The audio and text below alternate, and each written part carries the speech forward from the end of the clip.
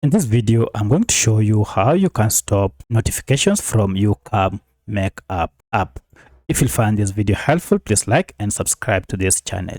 So if you are receiving a lot of alerts that are distracting you from this app and you wish to put a permanent stop to this, it's pretty simple. Just go ahead and access the app info page. You can do this either through settings or by long pressing on the app and tap on app info. From here, go to permissions, and under permissions, look for notifications.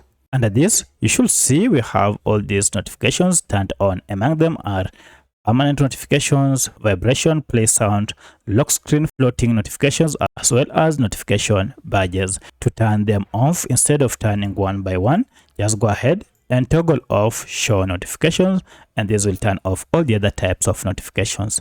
From now henceforth, you never again receive any alerts from this app unless you go ahead and turn this on again. So that's how you can permanently stop pop-up notifications from YouCam Makeup app. If you have any other question, kindly let me know in the comment section. Otherwise, thanks for watching and let's meet in the next video.